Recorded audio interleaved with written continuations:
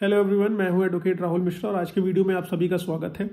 आज के वीडियो में हम लोग ये समझने की कोशिश करेंगे कि आपको जर्नली महिला सेल से कॉल आता है, आपको डराया धमकाया जाता है, जबरदस्ती कुछ डॉक्यूमेंट साइन कराए जाते हैं, एक लंबी चौड़ी लिस्ट दे दी जाती है। इस कंडीशन में आप लोगों को क्या करना चाहिए? आज महिला सेल से अगर फोन आए तो आपको क्या करना चाहिए, आपको के पास क्या ऑप्शन है, वो सारी की सारी चीजें मैं आप लोगों को बताऊंगा। लेकिन उससे पहले मेरी आप लोगों से रिक्वेस्ट है कि अगर आप लोग चैनल पर नए हैं या पहली बार आ रहे हैं या अभी तक आप लोगों ने इसे सब्सक्राइब नहीं किया तो प्लीज सब्सक्राइब करिएगा। साथ ही साथ एक हम्बल रिक्वेस्ट और है, अगर आप मुझसे पर्सनली मिलना चाहते हैं, बात करना चाहते हैं लखनऊ, दिल्ली, इलाहाबाद में, तो अपनी अपॉइंटमेंट शेड्यूल कराकर आप मुझसे बात कर सकते हैं और अपॉइंटमेंट के लिए नंबर आपको डिस्क्रिप्शन मिल जाएगा। जनरली वाइफ आपके अगेंस्ट 498A की कंप्लेंट लिखाने के लिए जाती हैं तो उसको महिला सेल में वहां पर ट्रांसफर कर दिया जाता है। महिला सेल में इसलिए ट्रांसफर कर दिया जाता है ताकि मैट्रिमोनियल विवाद है, इसको विवादों को समझौता कराया जाए, एक तरीके से सुलह करा दी जाए आप लोगों की। लेकिन जनरली महिला सेल में होता क्या है, महिला सेल वाले आपके मैटर को समझौता नहीं कराते हैं, जबरदस्ती वहां पर आपसे बहुत कुछ लिखा लेने की कोशिश करते हैं कि ज्वेलरी आपके पास है, आपने मारपीट करी थी, पहले मारपीट करते थे अब नहीं करी थी, तो ये सब चीजों पर अगर आप साइन कर देते हैं, जबरदस्ती प्रेशराइज करके वो आपको साइन कराने की कोशिश करते हैं।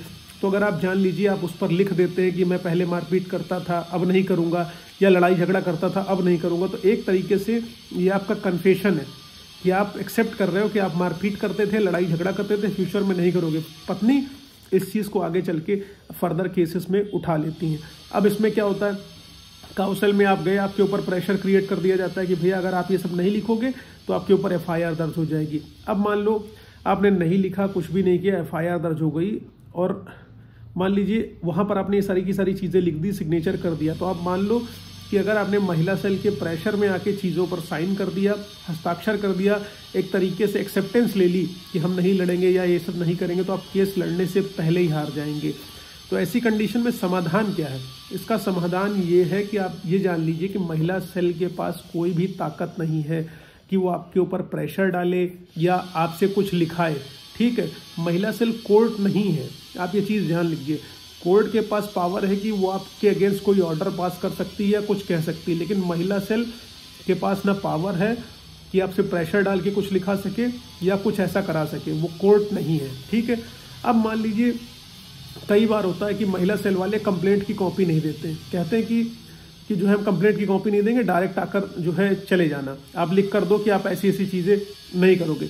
तो आप उसको कहिए कि भैया कम से कम मुझे कंप्लेंट की कॉपी तो दो, मुझे पता तो चले मेरे खिलाफ क्या शिकायत करी गई, मैं जस्टिफिकेशन तो दे सकूं कि मेरे खिलाफ क्या शिकायत है, मेरे खिलाफ क्या सबूत है, मेरे खिलाफ क्या कहा गया है। जब तक मुझे वो सारे तथ्य और सबूत पता नहीं चलेंगे कि मेरे खिलाफ क्या बोला गया और उसका क्या प्रूफ है, तब तक कि मैं अपने आप को जस्टिफाई कैसे करूंगा जो आप मुझे बुला रहे हो। क्योंकि महिला सेल वाले जर्नली फोन करते हैं, आप आइए यहाँ पर और जो अपना स्टेटमेंट रिकॉर्ड करा के जाइए, लेकिन आप बिना कंप्लेंट की कॉपी के उनके पास कतई ना जाएं। अब यहाँ पर आप गए, ये सारी की सारी चीजें हो गई, प्रेशर डाला, आपसे जो है कंप्लेंट की कॉपी नहीं दी। एक चीज यहाँ पर और होती है, ये चीज यहाँ पर क्या है कि आपको एक लंबी चौड़ी सी लिस्ट इसमें दे देते हैं, लिस्ट देते हैं कि स्त्री धन है लड़की का, ये सारा का सारा आपको वापस करना है, अगर आप वापस नहीं करोगे तो FIR हो जाएगी। ठीक है, और वो लोग कंप्लेंट की कॉपी की कतई भी बात नहीं करते।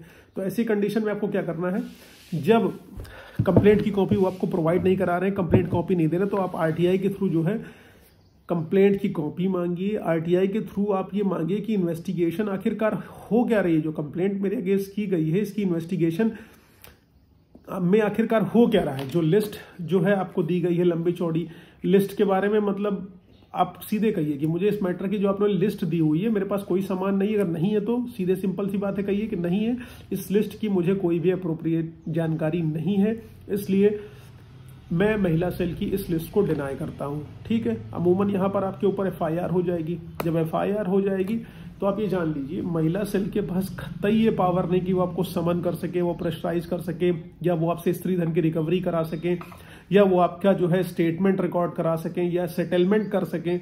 ये सब बिल्कुल भी पावर नहीं है, इस चीज को जान लीजिए, वो कोर्ट नहीं है। तो अगर कोर्ट के पास जो पावर है वो कोर्ट में होगी, ना कि महिला सेल में होगी। महिला सेल आप जान रहे हैं किन लोगों का संगठन होता है, कैसे काम करता है, कितनी गलत तरीके से ये सारे जो है वर्क करते हैं और आपको हैरेस करने की चेष्टा करते हैं। दबाव में आकर अगर आप कुछ भी लिख देते हैं और ये महिला सेल वाले आपके ऊपर प्रेशर डाल रहे हैं, तो आप जान लीजिए आपको तुरंत 112 को कॉल करना है। 112 को कॉल करिए कि ये लोग मुझे प्रेशराइज करके चीजें लिखाने की कोशिश कर रहे हैं। ऐसी कंडीशन में क्या होगा, आपके 6-8 महीने अमूमन निकल जाएंगे। 6-8 महीने निकल गए हैं तो कोई बात नहीं, आईओ चार्जशीट लगाएगा, सारी चीज़ें होगी, इन्वेस्टिगेशन करेगा, इंक्वायरी करेगा। जब सारे के सारे एविडेंसेस नहीं निकल रहे हैं अप्रोप्रिएट तरीके से, जब आपके जो एविडेंसेस इन्होंने लगाए हैं आपको लगता है वो इनकंसिस्टेंट है, जिनका वास्तविकता से कोई लेना देना नहीं, एफआईआर दर्ज हो गई है और सारी की सारी चीज़ें हो गई हैं, ठीक है। हालांकि एक चीज़ और बता दूं कि महिला सेल में जाने के बाद आपकी जब तक पत्नी नहीं चाहेगी तब तक एफआईआर दर्ज नहीं होगी। अगर पत्नी चाहेगी कि वो सेटल कर ले तो सेटल हो जाएगा, लेकिन अगर वो एफआईआर लिखाना चाहेगी तो लिखा देगी। हाँ, यहाँ पर एक चीज़ और है कि आपके ऊपर मान लीजिए उसने एफआईआर लिखा दी, सारी के सारे तथ्य उसने इनकंसिस्टेंट लिखा दिए। इनकंसिस्टेंसी का मतलब ये हो गया कि आपका मान लीजिए भाई का नाम उसने लिखा दिया 354 में, लेकिन आपको पता चलता है कि आपका भाई तो दिल्ली में उस दिन था लेकिन घटना बेंगलोर की है और वो अपनी नौकरी पर था। तो आपको सिंपल सी बात है, इसमें आपको तुरंत क्वेश्चनिंग में मूव करना चाहिए, ठीक है।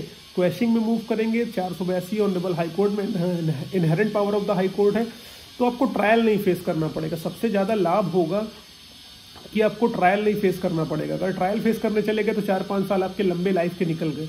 ना एंटीसिपेटरी बेल में जाइए, ना ट्रायल फेस करने जाइए। जैसे एफआईआर रजिस्टर हो रही इमीडिएटली क्वेश्चनिंग में जाइए, आप अरेस्ट स्टे की डिमांड करिए। अरेस्ट स्टे जनरली कोर्ट से आपको मिल जाएगा, ऑनरेबल हाई कोर्ट से, और अपनी लाइफ आगे एंजॉय करते रहिएगा।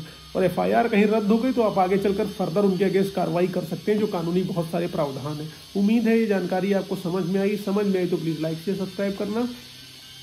फेसबुक इंस्टाग्राम पर नहीं जुड़े तो प्लीज़ आप वहाँ मुझसे जुड़िएगा, लिंक आपको डिस्क्रिप्शन में मिल जाएगा। थैंक यू सो मच, जय हिंद।